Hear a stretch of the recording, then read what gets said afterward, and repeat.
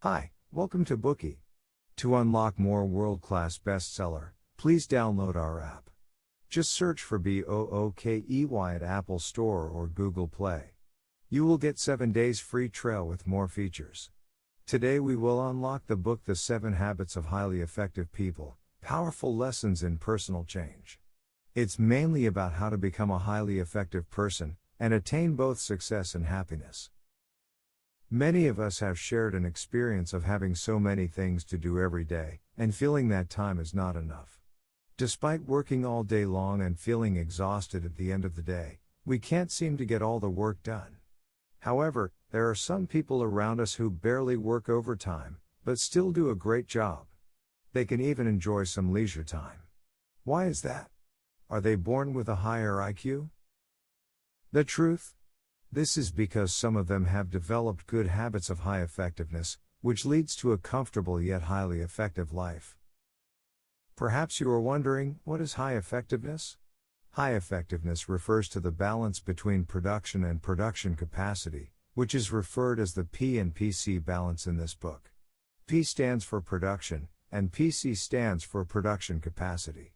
Have you heard of the fable about the goose and the golden egg? A farmer has a goose that can lay golden eggs, and he soon becomes fabulously rich. However, the greedy farmer becomes unsatisfied with only one golden egg per day, so he kills the goose, hoping to take out all of the golden eggs from it.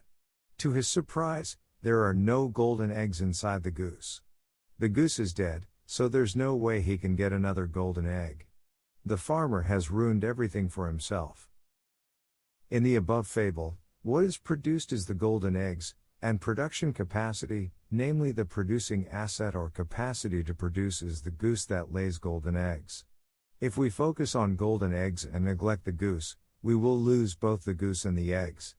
Conversely, if we only take care of the goose with no aim toward the golden eggs, we can feed neither ourselves nor the goose. Therefore, only when you take good care of the goose can you get golden eggs. And only when you control your desire to ask too much from the goose can you keep it alive. Likewise, only when you strike a balance between work performance and well-being, can you attain real effectiveness and make greater achievements. This book tells us exactly the specific ways that can help you easily achieve high effectiveness. The author of this book, Stephen Covey, was a world-renowned management guru and a well-respected leadership authority. He has a high and long-standing reputation in leadership theories, family and interpersonal relationships, and personal management. Recognized as a master of thoughts of the American academic community, Covey was named one of the 25 most influential people in American history, and a mentor of human potential by Time magazine. The 7 Habits of Highly Effective People, Powerful Lessons in Personal Change is also known as the Bible of the American business community and government management department. It's ranked as one of the 10 most influential management books in history by Forbes. It will teach you 7 good habits. These habits will help you become successful and highly effective with little struggles, achieve personal and interpersonal effectiveness, and make a tremendous change in your life and career. Without further ado, we will unlock the book in the following 3 parts.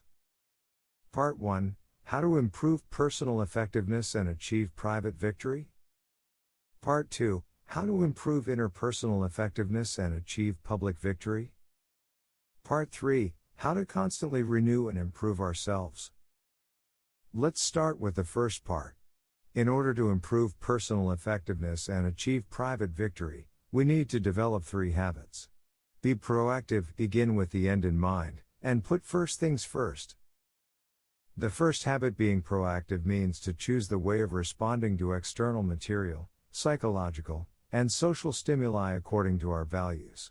It means much more than just taking initiatives. Instead, it's an attitude towards life, namely being responsible for our own lives. Proactive people are aware that our behavior is a function of our decisions, not our conditions. We should have the initiative and the responsibility to make things happen. The behavior of proactive people is a product of their own conscious choice based on values, rather than a product of the influence of environment, external conditions, and other people. In contrast, Reactive people are easily swayed by the environment and other people. According to the author, it takes initiative to create the P and PC balance of effectiveness in our life. Among the 7 habits of highly effective people, the other 6 habits depend on the development of our proactive muscle. If we face the status quo and the future with a positive attitude and create a favorable environment, we can attain better opportunities and development. Covey once worked with a group of people in the home improvement industry. It was during the period of economic recession, and this particular industry was greatly affected. Given the situation, Covey had a meeting with more than 20 organization representatives to discuss how to get out of the plight. At first, everyone was upset and discouraged. But later, they began to take proactive approaches. They analyzed the status quo of the industry, discussed how to improve management, reduce costs, increase market share, and formulated feasible solutions. All participants came out of the meeting excited and confident. What would reactive people do? They will think, "Oh, come on, face facts." You can only carry this positive thinking and self-psych approach so far. Sooner or later, you have to face reality. Covey's argued that businesses, families, and social communities should all have a proactive attitude, create a proactive culture, and accomplish shared purposes and values of the organization. How can we tell if a person is proactive or not? It's simple. We can pay attention to where this person focuses his or her time and energy. We all have a wide range of concerns, such as our career, family, children, and health. These things form our circle of concern. But within it, there are some things over which we have no real control, and others that we can do something about. The concerns in the latter group form a smaller circle called the circle of influence.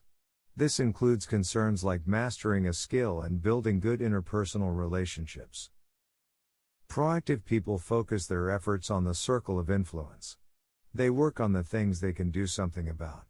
In contrast, reactive people focus their efforts in the things outside the circle of influence. They focus on the weakness of other people and things beyond their own individual capacity. They often blame and accuse others, and find excuses for their negative behaviors. How can we be proactive? We should focus on the circle of influence and gradually enlarge the circle. In other words, we need to start from changing the things within our control by improving ourselves first, and from there, start influencing and changing the environment. Having a proactive attitude means trying our best to change something that can be changed. Even for those things that can't be changed, proactive people will not merely blame external factors or give up in despair, but stay optimistic and enterprising. The author took Gandhi's story as an example. Gandhi was criticized by the Indian legislative chambers, because he refused to join them to condemn the British Empire for their subjugation of the Indian people. Instead, Gandhi chose to go to the countryside and work with the field laborers through thick and thin. Step by step, he increased his influence, first among poor people, and later won support and trust from people throughout the country, thereby expanded his circle of influence. Through hunger strikes and moral persuasion, he eventually freed Indian people from British colonization. As we can see, being proactive is the starting point toward high effectiveness, which is vital to our life. But apart from that, if we want to achieve private victory, we should also develop the habit of beginning with the end in mind. To begin with the end in mind means to have a clear understanding of our direction and destination before setting out to do anything. It means to take our life goals as the criterion to examine what we say and do. In this way, we can avoid going astray in the pursuit of our goals and feeling regretful afterward. The author pointed out that all things are created twice. Before we start, we first conceive a blueprint in mind. This is the mental or first creation. After we get an idea, we will put it into practice. This is the physical or second creation. For instance, if we want to construct a house, we should first think about the architectural structure and every detail in mind, and make a specific design blueprint. This is the first creation.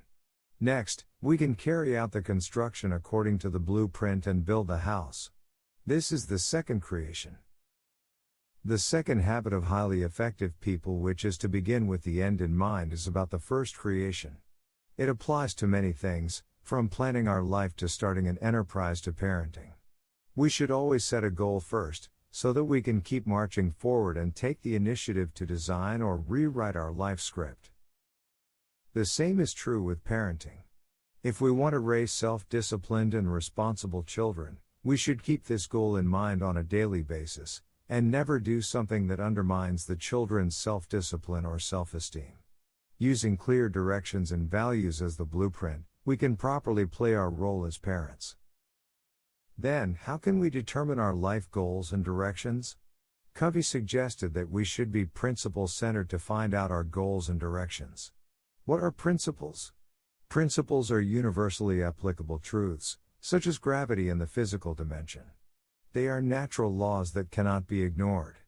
For example, fairness, honesty, and integrity are the principles of civilized society. Principles are the compass that's applicable to every aspect of life. The more a person's way of thinking conforms to these principles, the more effective his or her life will be. How do we begin with the end in mind in practice? Covey suggested writing a personal mission statement. This statement mainly describes what we want to be and to do, so that we can define the direction to which we strive, and make it the basis for life-directing decisions. When writing the mission statement, we can break it down into the specific role areas of our life and the goals we want to accomplish in each area. In terms of career, we may have a role as a manager, a product developer, or a salesman. In terms of family, we may play the role as a husband, a wife, a parent, or a child. The mission statement of a product developer could be to continuously explore new techniques, and keep both work and life well organized. For someone who's as a wife and an entrepreneur, her mission statement could be to live in harmony with her spouse, to teach her children to be optimistic and enterprising, and to create a comfortable family environment. Developing a mission statement according to our roles will encourage us to implement the missions while maintaining a balanced life. As we mentioned earlier, all things are created twice. To begin with the end in mind is about the first creation or the mental creation. The third habit of putting first things first is about the second creation, namely physical creation. It is also the practical fulfillment of habit number 1 and number 2. After we are clear about our life directions and goals, it's time to practice effective self-management. It means to put first things first, start with the most important thing, and master time management. The book introduced a time management matrix that categorizes our daily tasks into 4 quadrants. The first quadrant contains things that are both important and urgent. The second quadrant is for important but not urgent tasks. The third is for urgent but not important tasks. And the last one is for neither important nor urgent tasks. Some people spend 90% of their time on things that are both important and urgent, using most of their time and energy to deal with crises. Others spend most of their time on things that are neither important nor urgent, leading an irresponsible life. Effective people always try to stay out of those unimportant things, because urgent or not, they aren't important. According to famous management master Peter Drucker, effective people are not problem-minded, they are opportunity-minded. There are few crises in their lives that require immediate treatment, because they keep focusing their time and energy on important but not urgent things, such as learning a new skill, building interpersonal relationships, and doing physical exercises. The improvement of their problem-solving ability enables them to do the preventive things that keep situations from developing into crises. Covey told us that in daily planning, we should develop a way of thinking that centers on important things, and spend time and energy primarily on important but not urgent things. Putting first things first helps us do more with less, and get 80% of the results by exerting 20% of the efforts. Then, how can we practice put first things first? It requires us to have the courage to say no to avoid being distracted by secondary issues. Each of us has important things to deal with. We should know how to choose between urgent and important things. Covey gave an example in the book. Once his wife was invited to serve as chairwoman of a community. Although she has a number of other important things to work on, She felt pressured into it and finally agreed. Later, she called a close friend to ask if she could serve on her committee. Her friend thanked her sincerely but turned down her invitation politely. Afterward, Covey's wife told him she wished she had also declined. Of course, this doesn't mean that you shouldn't be involved in public service projects. This example just emphasizes the importance of understanding your most important priority at any moment, and being able to say no to requests or demands from other people politely. That's all for part 1, how to improve personal effectiveness and achieve private victory. First, we should have a proactive attitude in life, changing the things within our control and gradually enlarge our circle of influence. Next, we need to determine our life directions and goals, begin with the end in mind, and write a mission statement. The last step is to put first things first, and spend our time and energy primarily on important but not urgent things. Today we are just sharing limited Bookie. To unlock more key insights of world-class bestseller, please download our app. Just search for BOOKEY at Apple Store or Google Play. You will get 7 days free trial with more features.